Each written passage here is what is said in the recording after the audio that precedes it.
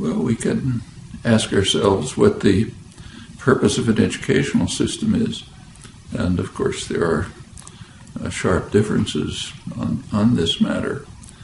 There's the traditional an interpretation that comes from the Enlightenment, which holds that the highest goal in life is to inquire and create, to search the riches of the past, try to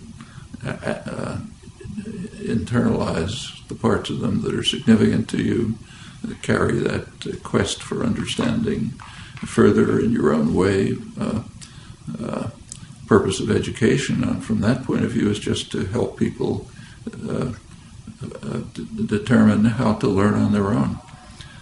It's you, the learner, who is going to achieve in the course of education, and it's really up to you what you'll master, where you'll go, how you'll use it, how you'll go on to produce something new and exciting for yourself, maybe for others. That's one concept of education. The other concept is essentially indoctrination. People have the idea that from childhood, young people have to be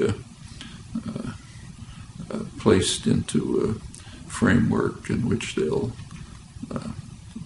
follow orders, accept existing frameworks, not challenge, and so on. And this is often quite explicit. So, for example, after the activism of the 1960s, there was great concern across much of the educated spectrum that young people were just getting too free and independent, that the country was becoming too democratic, and so on. And in fact, there's an important study on what's called the crisis of democracy, too much democracy, arguing that claiming that there are certain institutions responsible for the indoctrination of the young.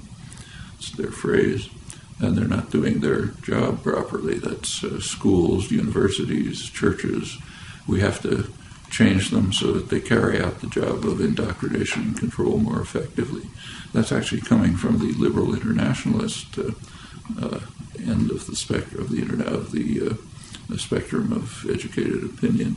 And in fact, since that time, there have been many measures taken to try to turn the educational system towards more control, more indoctrination, more vocational training, imposing a debt which traps students, young people, into a life of conformity and so on. That's the exact opposite of the what I referred to as that traditionally comes out of the Enlightenment. And there's a constant struggle between those. In the colleges, in the schools, do you train for passing tests, or do you train for creative inquiry, pursuing interests that are aroused by material that's presented and that you want to pursue either on your own or in cooperation with others?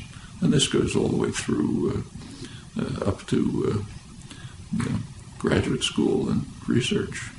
Just two different ways of looking at the world. When you get to a research institution like the one we're now in, at the graduate level, it essentially follows the Enlightenment tradition. In fact, science couldn't progress unless it was based on inculcation of the urge to challenge, to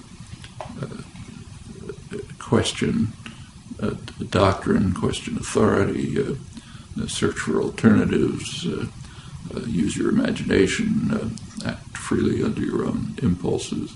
Cooperative work with others is constant, as you can see just by walking down the halls.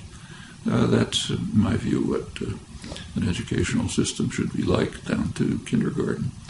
But there's certainly are powerful structures in the society which would prefer people to be indoctrinated, conform, not ask too many questions, be obedient, fulfill the roles that are assigned to you, and don't try to shake systems of power and authority.